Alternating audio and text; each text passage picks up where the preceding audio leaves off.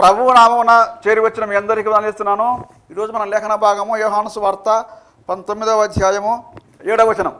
అందుకు యూదులు మాకొక నియమము కలదు, తాను దేవుని కుమారుని ఇతడు చెప్పుకున్నాడు కనుక ఆ నియమం చొప్పున ఇతడు చావాలని అతనితో చెప్పిరి. దేవుడు ఈ లేఖన భాగం రాసింది కనుక ఆమేన్. దేవునికి స్తోత్రం. హల్లెలూయా. ఆయన హెచ్చవలసి ఉన్నది. హీ మస్ట్ ఇంక్రీజ్ అనేటువంటి కార్యక్రమాన్ని వీక్షించడానికి వచ్చినటువంటి ప్రియా సహోదరి సహోదరులకు, ఆత్మీయ బంధువులకు ప్రత్యేకమైన వందనాలు తెలియజేస్తూ, దేవుని వాక్యం వినడానికి మీ హృదయాల్ని సిద్ధపరచుకునేటువంటి సమయం కనుక సిద్ధపరచుకొని ప్రార్థనాపూర్వకంగా మనం ముందుకు సాగుదాం. దేవుడు మనతో మాట్లాడాలి, మనల్ని దర్శించాలి. ప్రతిరోజు మన మరణ దినం వరకు, లేకపోతే మనం మరణించేంత వరకు ప్రతిదినము దేవుడు మాట్లాడే అనుభవం మనకు ఉందనుకోండి, ఒక అద్భుతమైనటువంటి ఆత్మీయ అనుభవాలతో లేకపోతే జీవితంలో మనం ముందుకు సాగలం. దేవుడు మనతో మాట్లాడితే, పరమాత్మ అయినటువంటి దేవుడు మనలో ఉన్నటువంటి మనుష్యాత్మతో మాట్లాడితే, కమ్యూనికేషన్ చేస్తే, ఎలా మాట్లాడతాడు ఏంటి అని ప్రశ్నలు అడగొద్దు దయచేసి. ఏ భాషలో మాట్లాడతాడని దయచేసి అడగొద్దు. దేవుని స్తోత్రం. హల్లెలూయా. ఆయన మాట్లాడగలడు. ఆయన జీవము కలిగిన దేవుడు కనుక, ఆయనలో జీవం ఉంది కనుక, ఆయన మృతుడైన వాడు కాదు, నిర్జీవుడైన వాడు కాదు కనుక మన ఆత్మతో కమ్యూనికేట్ చేయగలడు. మనలో ఆత్మ నుంచిన వాడు మన ఆత్మతో కమ్యూనికేట్ చేయగలడు. దేవుని స్తోత్రం. హల్లెలూయా. దేవుని స్తోత్రం. ఈ సమయంలో దేవుని వాక్యాన్ని ధ్యానించుకుందాం. యోహాను సువార్త 19వ అధ్యాయము 7వ వచనం. గత 3 ఎపిసోడ్లుగా మనం దీని గురించి ఆలోచిస్తున్నాం. ఈ వచనాన్ని గురించే గత ఎపిసోడ్లో అనగా నిన్నటి ఎపిసోడ్లో అభ్యంతరం కలిగించినటువంటి యేసు యొక్క ఆరోపణ, నేను దేవుని కుమారుడు అని చెప్పడం యూదులకి, ప్రధాన యాజకులకి, బంట్రోతులకి అభ్యంతరం కలిగించింది. కానీ నతనీయులకు కానీ, స్వస్థత పొందుకున్నటువంటి ఆ గుడ్డివానికి కానీ, మార్తమ్మకు కానీ, లేకపోతే గాబ్రియేలుకి కానీ వీళ్ళకి ఏమాత్రం అభ్యంతరం కలిగించలేదు. ఆరోపణ అబద్ధం కాదు, ఆరోపణ వాస్తవమని గత ఎపిసోడ్లో మనం మాట్లాడుకున్నాం. అంతేకాకుండా దానికి ముందు ఎపిసోడ్లో యూదుల నియమాన్ని గురించి, వాళ్ళ యొక్క నియమము అపార్థం కలుగు చేసే అవకాశం కలిగి ఉన్నటువంటి నియమమని, ఆశీర్వాదాన్ని అందించలేనటువంటి నియమమని, అంతేకాకుండా అది అధైర్యాన్ని పుట్టించినటువంటి నియమమని మనం ఆలోచించాం. మనకొక నియమం కలదు, అది విశ్వాస నియమమని, పరిశుద్ధ నియమమని, ప్రభు నియమమని, అంతేకాకుండా అది పోరాట నియమమని మనం దానికి ముందు ఎపిసోడ్లో ఆలోచించాం. అనగా ఇప్పటివరకు 3 సార్లు ఆలోచించాం. 4వసారి మళ్ళీ యోహాను సువార్త 19వ అధ్యాయము 7వ వచనంలో ఉంటున్నాం మనం. The Jews answered him, we have a law, and by that law he ought to die because he made himself the son of God అని రాయబడింది. దేవుని స్తోత్రం. తెలుగులో చూద్దాం. అందుకు యూదులు మాకొక నియమము కలదు, తాను దేవుని కుమారుడని చెప్పుకొనెను గనుక ఆ నియమము చొప్పున ఇతడు చావాలని అతనితో చెప్పిరి. కానీ యూదులు మాకొక న్యాయశాస్త్రం ఉంది, తాను దేవుని కుమారుణ్ణని అన్నాడు కనుక మా న్యాయశాస్త్రం ప్రకారం అతడు మరణదండన పొందాలి అని అన్నారు. దేవుని స్తోత్రం. ఈ ఎపిసోడ్లో మన టైటిల్ నియమం కాదు. అదేంటది? మాకొక నియమం ఉంది అని చెప్తున్నప్పుడు నియమం కాదు అని మనం అనడం ఎంతవరకు కరెక్ట్? నియమములాగా ఉంది కానీ నియమం కాదు. నియమం అని చెప్పుకుంటున్నారు కానీ అది నియమం కాదు. కాబట్టి ఎందుకు నియమం కాదు, నియమం కాకపోతే ఏంటది అనే దాని గురించి, నియమం అంటే నియమించబడింది అని అర్థం, అనగా అపాయింటెడ్ అని అర్థం, నిర్ణయించింది అని అర్థం, పెట్టింది. లేకపోతే ఎవరో ఒకరు దాన్ని అలాగా తలపెట్టి, లేకపోతే ఎవరో ఒకరు అలా తీర్మానం తీసుకొని ఉంచింది అని అర్థం. యోహాను సువార్త 15వ అధ్యాయంలో మీరు నన్ను ఏర్పరచుకోలేదు కానీ మీరు వెళ్ళి ఫలించుటకును మీ ఫలము నిలిచి ఉండుటకు నేను మిమ్మను నియమించుకున్నాను, ఏర్పరచి నియమించుకున్నాను అని చెప్పాడు. నియామకం, నియమం అది.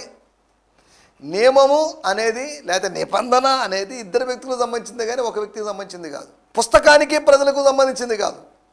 పుస్తకానికి అతీతమైనది, గ్రంథానికి అతీతమైనది, మతానికి అతీతమైనది. నియమాలు ఉన్నాయి, ఆటల్లో నియమాలు ఉన్నాయి. వాటిని ఏదో మతపరమైనటువంటి నియమాలుగా మనం భావించడం లేదు. జనరల్ రూల్స్, సాధారణమైనటువంటి నియమ నిబంధనలు. నియమం కాదు, నియమం కాకపోతే ఇంకేంటి? నియమం కాదు కానీ 4 విషయాలు దాని గురించి మనం ఆలోచించడానికి ప్రయత్నం చేస్తాం. ఏంటి ఇందులో ఏం దాగి ఉంది? యూదుల నియమాన్ని గురించి మనం ఆలోచించడం లేదు, ఆలోచించాం ఒక ఎపిసోడ్లో. కానీ యేసు ప్రభు చేసినటువంటి క్లెయిమ్ చూడండి. లేవీకాండము 24వ అధ్యాయము 16వ వచనంలో చెప్పబడిన మాటకి పరిమితి ఉంది. దేవుని నామాన్ని, దేవుణ్ణి, దేవుని వ్యక్తిత్వాన్ని దూషిస్తే అని అక్కడ చెప్పబడితే, మనోళ్ళు దాన్ని దేవుని కుమారునికి కూడా, దేవుని కుమారుని చెప్పిన దానికి కూడా అని వర్తింపజేశారు. అది ప్రాబ్లం. ఏమా హవ్వమ్మ గారు, ఇది నిజమా? ఆ పండు తినొద్దని చెప్పారా? ఎవరని చెప్పారా? దేవుడు చెప్పాడా మీకు అని అన్నప్పుడు, అసలు తాకొద్దని కూడా చెప్పాడని కొద్దిగా ఎక్స్ట్రా చేసి చెప్పింది, టూ మచ్గా చెప్పింది, ఇంకా కలిపి చెప్పింది. కొంతమంది కలిపి చెప్తుంటారు, వీళ్ళు కూడా కలిపి చెప్తుంటారు. కలపడానికి వీల్లేదు, తీసివేయడానికి వీల్లేదు. ఉన్నది ఉన్నట్టుగా నియమాన్ని, స్వర్గీయ నియమాన్ని పాటించాల్సిన అవసరం ఉంది. దేవుని స్తోత్రం, హల్లెలూయా. మనుషులు పెట్టినటువంటి మానవ లేకపోతే నియమ నిబంధనలకి మానవుడు ఎంతో ప్రాధాన్యత ఇస్తున్నాడు. కానీ బైబిల్ గ్రంథము లేదా ఈ నియమము మనుషులు పెట్టింది కాదు, దేవుని నియమం, దైవ నియమం. దైవ నియమం నాలో ఉంది అని రోమాపత్రిక 7వ అధ్యాయంలో అపోస్తలుడైన పౌలు చెప్పడాన్ని మనం చూస్తున్నాం. సరే, దేవుని స్తోత్రం, హల్లెలూయా. ఇది నియమం కాదు. నియమించబడిందంటే ఎవరి చేత నియమించబడింది? వాళ్ళ చేత నియమించబడింది, వాళ్ళ పూర్వీకుల చేత నియమించబడింది. సున్నతి అనేటువంటి ఆ నియమం ఉంది. అది వాళ్ళు అన్నారు మోషే నియమించాడని. No no no, that's wrong. మోషే కన్నా ముందే ఉంది. అబ్రహాము కాలంలో ఆరంభమైంది, ఆదికాండం 17లో ఆరంభమైంది. ఈ సున్నతి అనే నియమము మోషే నియమం కాదు సార్, సహోదరులారా, కాదండి. అది దైవ నియమం. అది అలాగని మోషే నియమం కాదు, అబ్రహాము నియమం అని చెప్పలేదు ఆయన. దైవ నియమం అది. దైవ నియమాన్ని మనుషుల నియమాన్ని, మనుషుల నియమాన్ని దైవ నియమం అని, అది ఇదైనా ఇది అదైనా కానీ తప్పే. ఒక సినీ రచయిత చెప్పాడు, కుడి ఎడమ అయితే పొరపాటు లేదో అని. ఎందుకు లేదు పొరపాటు? కుడి కుడిగానే ఉండాలి, ఎడమ ఎడమగానే ఉండాలి. కుడి ఎడమ కావడానికి లేదు, ఎడమ కుడి కావడానికి వీలేదు. మంచి చెడు కావడానికి లేదు, చెడు మంచి కావడానికి వీలేదు. తీపి చేదు కావడానికి వీలేదు, చేదు తీపి కావడానికి వీలేదు. వెలుగు చీకటి కావడానికి వీలేదు, చీకటి వెలుగు కావడానికి వీలేదు. దేవునికి స్తోత్రం, హల్లెలూయా. అవును అంటే కాదు అవడానికి వీల్లేదు, కాదు అంటే అవును అనడానికి వీల్లేదు. అవును అవునే, కాదు కాదే. ఎస్ అంటే ఎస్, నో అంటే నో, అంతవరకే. కానీ ఎస్కి నోకి మధ్యలో ఉన్నటువంటి ఒక అనుభవాన్ని, ఒక పదాన్ని, లేదా అవును కాదు అనే దానికి మధ్యలో ఉన్నటువంటి అనుభవాన్ని మనం కల్పించుకోవడానికి వీల్లేదు. దేవుని స్తోత్రం, హల్లెలూయా. నియమం కాదు ఇంకేంటి మరేంటి? If it is not the law, then what is it? యేసు ప్రభు చెప్పిందేమో దాని గురించి మనం ఆలోచించలేదు. యేసు ప్రభు చెప్పింది పక్కా, తన దేవుని కుమారుడే. డిఎన్ఏ టెస్ట్ చేయించండి అని కాదు. డిఎన్ఏ టెస్ట్ ద్వారా ఆయన దేవుని కుమారుడే తేలే అవకాశం లేదు. దేవుని డిఎన్ఏ ఎలా తెలుస్తుంది? దేవుడు ఆత్మస్వరూపి. ఆయన దేవుని కుమారుడిగా నిరూపించబడ్డాడు. ప్రజలు చెప్పారు, తాను చెప్పాడు, నిరూపించబడ్డాడు. ఇంకేంటి? అనగా ఆయన పూర్తిగా దేవత్వము యొక్క సర్వ సంపూర్ణత ఆయనలో నివసిస్తూ ఉంది. The full measure of divinity was abiding or dwelling in him. కొద్ది కాదు, మనలా కాదు, సంచకరువులాగా లేదు, కొలత లేకుండా ఆయనకు ఆత్మ ఉన్నప్పుడు. దేవుని స్తోత్రం. ఆయన దేవుని కుమారుడు. నువ్వు దేవుని కుమారుడివి, ఇశ్రాయేలు రాజువి అని ఆరంభ శిష్యుల్లో ఒక్కడైనటువంటి యోహాను సువార్త 1వ అధ్యాయంలో నతనయేలు చెప్పడాన్ని మనం చూస్తున్నాం. దేవుని స్తోత్రం. ఈ రోజుల్లో ఎంతమందికి యేసు ఎవరు అనే ప్రత్యక్షత కలుగుతుంది? యేసు ఎవరో ఏం మరి మాకు తెలీదు. యేసు ఎవరు అనే ప్రత్యక్షత నీకు కలిగిందా? Did you get the revolution that Jesus is the son of God? కలిగిందా నీకు? మరియమ్మ కొడుకు అనేటువంటి భౌతికమైన సమాచారాన్ని, యోసేపు కుమారుడు అనే భౌతికమైన సమాచారాన్ని పట్టుకొని ఊగులాడుతున్నాయేమో. లూకా సువార్త 3వ అధ్యాయంలో మనం గమనిస్తే వంశావళి చెప్పాడు. మత్తయి సువార్త 1వ అధ్యాయంలో చెప్పినట్టుగా వంశావళిలో లూకా గారు చెప్పారు ఆదాము దేవుని కుమారుడు అని చెప్పారు. ఆదాము దేవుని కుమారుడు అయినప్పుడు కడపటి ఆదామైన క్రీస్తు దేవుని కుమారుడు అని చెప్పడంలో అబ్జెక్షన్ ఏంటి?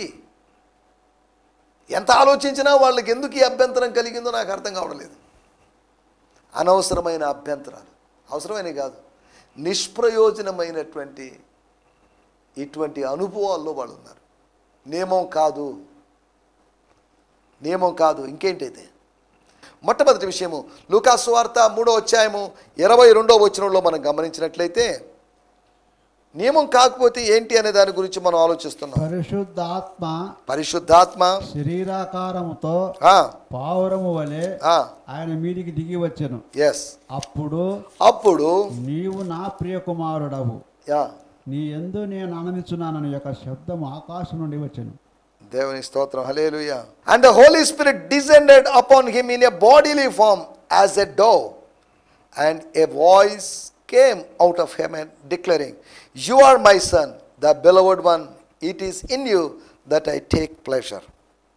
38వ వచనంలో మనం గమనిస్తే the son of Enos, the son of Seth, the son of Adam, the son of God. దేవుని స్తోత్రం. వంశావళిని రివర్స్గా రాశాడు, రివర్స్గా చెప్పాడు లూకా గారు, డాక్టర్ గారు. ఆయనేమో అబ్రహాము కుమారుడైన దావీదు కుమారుడైన యేసుక్రీస్తు వంశావళిని చెప్పుకుంటూ అబ్రహాము పలానోళ్ళ అని చెప్పుకుంటూ వచ్చాడు. కానీ పైనుంచి కిందకి చెప్పినా కింద నుంచి పైకి చెప్పినా కానీ పాయింట్ మాత్రం ఒకటే, అందరూ ఉన్నారు, లిస్టులో అందరూ ఉన్నారు. కానీ ఆయన ప్రాముఖ్యంగా మత్తయి యొక్క వంశావళిలో ఆదాము యొక్క ప్రస్తావన లేదు, కానీ లూకాలోని వంశావళి ఆదాము యొక్క ప్రస్తావన. అంతేకాకుండా ఆదాము దేవుని కుమారుడు. ఆదాము దేవుని కుమారుడైనప్పుడు యేసు మరింత ఎక్కువగా దేవుని కుమారుడు. ఆయనకి దేవత్వము లేకపోతే మానవత్వం ఉన్నాయనేది మనం అర్థం చేసుకోవాల్సిన విషయం. దేవునికి స్తోత్రం. హల్లెలూయా. మనం ఆలోచిస్తున్న విషయాల్లోకి వచ్చేద్దాం. 4 విషయాలు మీకు త్వరగా జ్ఞాపకం చేస్తానని చెప్పాను. నియమం కాదు, మరి ఏంటి? నిజం. It's not a law, it's a truth. It's a naked fact, నగ్న సత్యం. అది నియమం కాదు, అది నగ్న సత్యం. అదే లూకా సువార్త 9వ అధ్యాయం 35వ వచనంలో మనం గమనించినట్లయితే అక్కడ కూడా మనకు కనిపించేట ఒక మాట.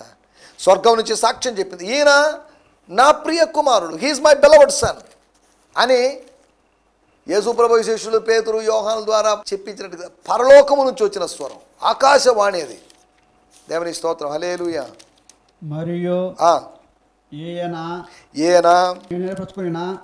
నా కుమారుడు, ఈయన మాట వినుడని యొక్క శబ్దము ఆ మేఘం నుండి పుట్టెను. ఆ శబ్దం వచ్చిన తర్వాత యేసు మాత్రమే ఆగపడెను. దేవునికి స్తోత్రం. హల్లెలూయా. 35వ వచనం.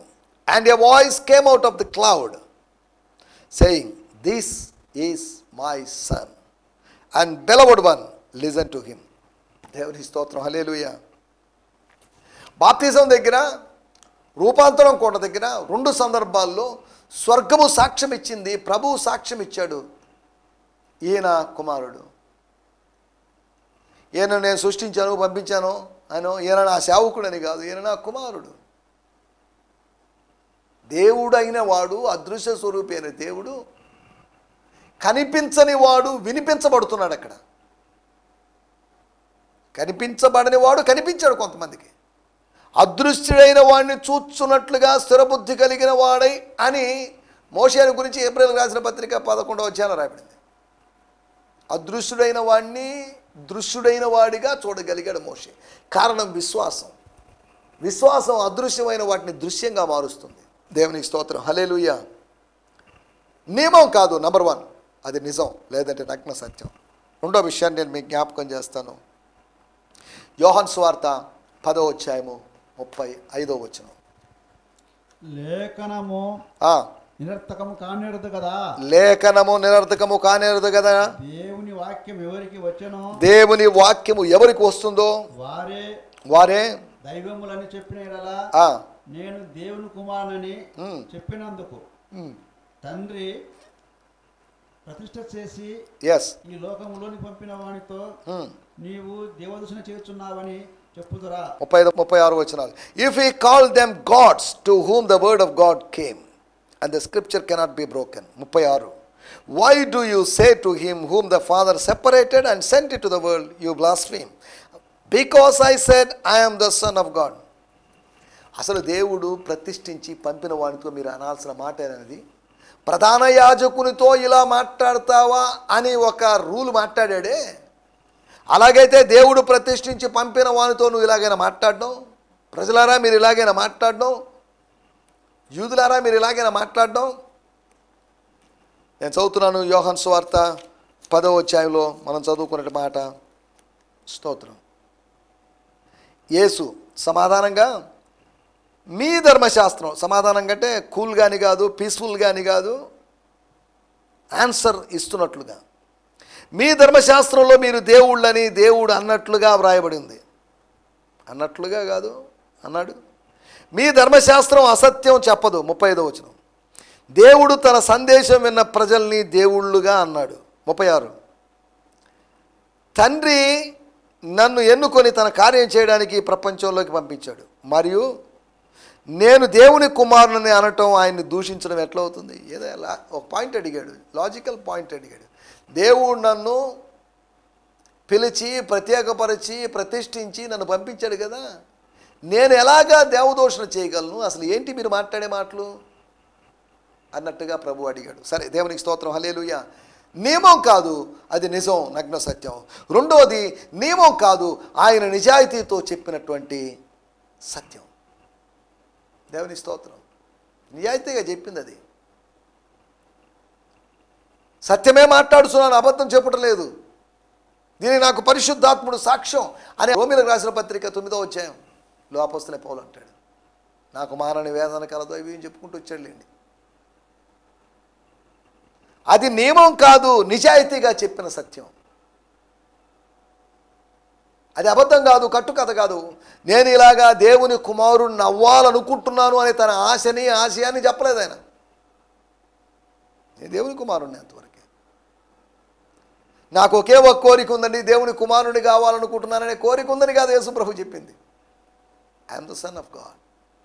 ఏమయ్యా, బైబిల్ చదవరా మీరు? లేఖనాలు చదవరా? కీర్తన గ్రంథం చదవరా? దావీదు రాసిన కీర్తనలు చదవరా? ఏముంది 82లో అనుకుంటా, 82వ కీర్తనలో దేవుని వాక్యం ఎవరికి వస్తుందో వారు దేవుళ్ళు, మీరు దైవములు అని అన్నాడు కదా. దేవుని వాక్యం నాకు వచ్చింది, దేవుడు నాతో మాట్లాడాడు. అటువంటిప్పుడు నేను దేవుని కుమారుడు అని చెప్పుకోవడంలో తప్పే ఉంది, మీరు కూడా చెప్పుకోండి, తప్పేం లేదు. దేవుని వాక్యం నిరర్థకం కానేరదు కదా అని ప్రభు చెప్పడాన్ని మనం చూస్తున్నాం. దేవుని స్తోత్రం, హల్లెలూయా. ఒకటి మనం ఆలోచించిన విషయం, అది నియమం కాదు, అది నిజం, లేకపోతే నగ్న సత్యం. రెండోది, అది నియమం కాదు, అది నిజాయితీగా చెప్పినటువంటి, నిజాయితీగా ఇచ్చినటువంటి సమాచారం, నిజాయితీగా చెప్పినటువంటి ఆ ప్రవచన నెరవేర్పు యొక్క సంగతి అది. దేవుని స్తోత్రం, హల్లెలూయా. మూడో విషయాన్ని నేను మీకు జ్ఞాపకం చేస్తాను. లూకా సువార్త 1వ అధ్యాయము 32-35 వచనాలు. గత ఎపిసోడ్లో కూడా ఈ లేఖన భాగాలు చదివాం. గాబ్రియేలు గారికి లేనటువంటి, దేవదూత గారికి లేనటువంటి ఆ అభ్యంతరాన్ని గురించి మనం మాట్లాడుకున్నాక రాయబడిన మాట, దేవుని కుమారుడు అనబడును. మనుషుల చేత దేవుని కుమారుడని, దేవుని కుమారుడని అనబడును అంటే ఎంచబడతాడు. He would be considered as the son of God. అనబడతాడంటే ఎంచబడతాడు, అలా పిలవబడతాడు. దేవుని కుమారుడు అని పిలువబడ్డాడు. అంతేగా, దేవుని సేవకుడిని పిలవబడ్డాడు. మోషే దేవుని సేవకుడు, క్రీస్తు దేవుని కుమారుడు. స్తోత్రం. ఎవరు ఎలా పిలవబడ్డారో అలాగే పిలవబడతారు, ఎవరు ఎలా పిలవబడాలో అలాగే పిలవబడతారండి.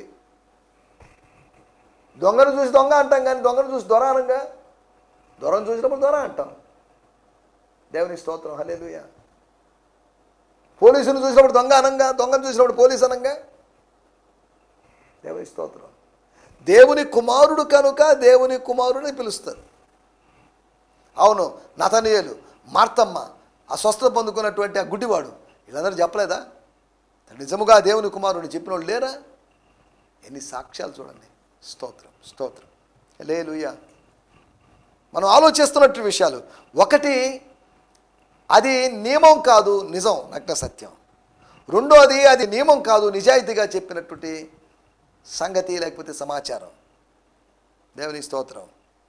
మూడో విషయం, అది నింగి నుండి వచ్చిన సాక్ష్యం, పైనుంచి వచ్చిన సాక్ష్యం. యోసేపు చెప్పిన మాట కాదు అది. దేవుని కుమారుడు అనబడతాడట.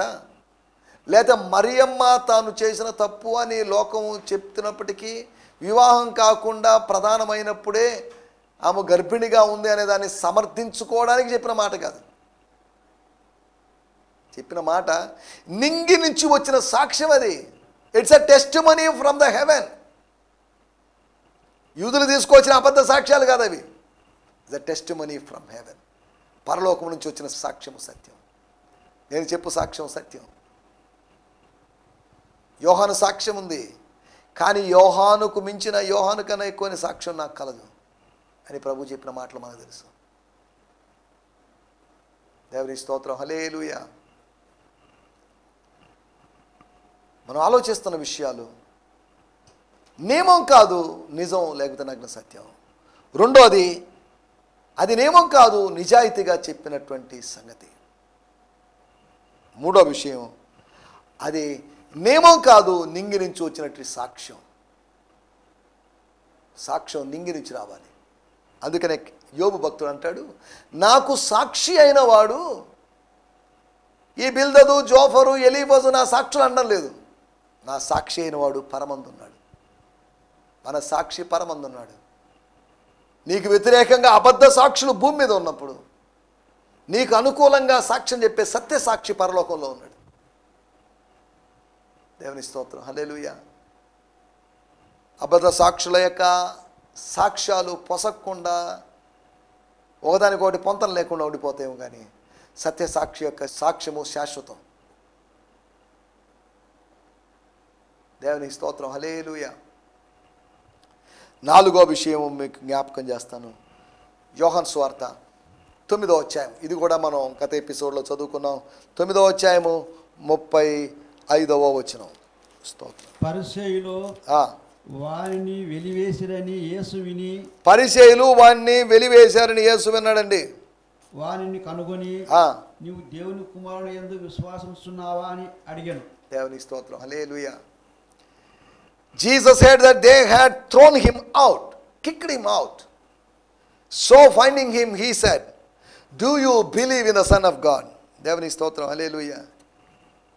వెలివేసిన వారి దగ్గరికి వెళ్ళినవాడు, వెలివేసిన వేదన అనుభవిస్తున్న వ్యక్తి దగ్గరికి వెళ్ళినటువంటి విశ్వాసమునకు కర్త అయినటువంటి యేసు. దేవుని స్తోత్రం. హల్లెలూయా. నాలుగో విషయం, అది నమ్మాల్సినటువంటి వాస్తవం. అది థియరీ అని కాదు. That's a truth. That's not hypothesis. అది ఇలాగ అయిండొచ్చు, ఇది వాస్తవం అయిండొచ్చు, ఇలా జరిగే అవకాశం ఉందని చెప్పేటువంటి ఊహాత్మకమైన విషయం కాదు అది. అది నమ్మాల్సినటువంటి విషయం, లేకపోతే నమ్మాల్సినటువంటి వాస్తవం. దేవుని స్తోత్రం. హల్లెలూయా. దేవుని కుమారుని యందు విశ్వాసం ఉంచుతున్నావా అనగానే దాని అర్థం నేనే దేవుని కుమారుని ప్రజెంట్ చేశాడు.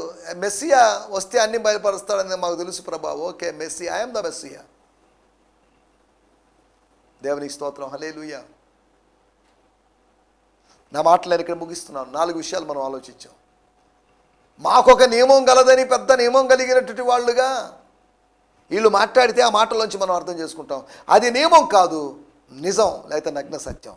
రెండవది, అది నిజం కాదు, నిజాయితీగా చెప్పిన సంగతి. మూడవదిగా, అది నియమం కాదు, నింగి నుంచి వచ్చిన సాక్ష్యం. నాలుగవది, అది నియమం కాదు, అది రూల్ కాదు, రెగ్యులేషన్ కాదు, అది నియమం కాదు, నమ్మాల్సినటువంటి విషయం. దేవుని స్తోత్రం, హల్లెలూయా. ఈ నా మాటలు వింటున్నట్టు దేవుని పెట్టలారా, నియమాలు రూల్స్ అండ్ రెగ్యులేషన్స్ అని మాట్లాడుతూ లీగలిస్టిక్గా మారిపోతున్నావా, రిలీజియస్గా మారిపోతున్నావా? దయచేసి ఈ కట్టుబాట్లు లేకపోతే ఈ రూల్స్ అండ్ రెగ్యులేషన్స్ వచ్చి బయటపడదాం. ధర్మశాస్త్ర సంబంధమైన వాటిలో బైండ్ అయిపోకుండా, బంధించబడకుండా సత్యము ద్వారా స్వతంత్రులు అవ్వడానికి మనం ప్రయత్నం చేద్దాం. దేవుని స్తోత్రం. దయచేసి తలలోంచండి, ప్రార్థన చేసుకుందాం. పరిశుద్ధుడమైన మా దేవా, మీకు వందనాలు. మీరు మాకు వినిపించిన మాటల కొరకే మీకు వందనాలు. నియమాన్ని గురించి వాళ్ళు ఏదో మాట్లాడుతూ ప్రవర్తిస్తూ ఉన్నట్లయితే అది నియమం కాదని, అది నిజమని, నగ్న సత్యమని, అది నియమం కాదని నిజాయితీగా చెప్పినటువంటి సంగతని, అది నియమం కాదని నింగి ఇచ్చిన సాక్ష్యమని, అంతేకాకుండా అది నియమం కాదని నమ్మాల్సినటువంటి విషయమని మీరు మాకు తెలియజేసిన మాటల కొరకే మీకు వందనాలు. మీ నియమం ప్రకారం, క్రీస్తు నియమం ప్రకారం మేము ముందుకు సాగుతూ సాయం చేయమని మీరు మాకు ఇచ్చిన నియమాన్ని బట్టి, లోకము కన్నా భిన్నమైన, మతము కన్నా భిన్నమైన నియమాన్ని మీరు మాకు ఇచ్చినందుకు మీకు వందనం చెల్లిస్తాం. ఆ నియమం ప్రకారం మేము పోరాటకు, ఆ నియమం ప్రకారం నిలబట్టుకు సహాయం చేయమని యేసుక్రీస్తు నామములోనే ప్రార్థించగలుగుతున్నాం పరమ తండ్రి. ఆమేన్. ఆమేన్, ఆమేన్. దేవుని స్తోత్రం. మీ అందరికీ వందనాలు. ప్రభు చిత్తమైతే మరొక ఎపిసోడ్లో కలుసుకుందాం. హల్లెలూయా, స్తోత్రం. ఈ సందేశము మీకు ఆశీర్వాదకరంగా ఉందని నమ్ముచున్నాము. ప్రార్థన అవసరతల కొరకు మమ్మల్ని సంప్రదించవలసిన మా చిరునామా గిద్యోన్ మిషన్ చర్చ్, 6వ వీధి, శాంతినగర్, నెల్లూరు 4, ఆంధ్రప్రదేశ్. పిన్ 524004. మా ఫోన్ నంబర్లు 7036443613 మరి ఒక నంబర్ 9392293010. మా ఈమెయిల్ ఐడి gfihmi2015@gmail.com. దేవుడు మిమ్మును ఆశీర్వదించునుగాక. ఆమేన్.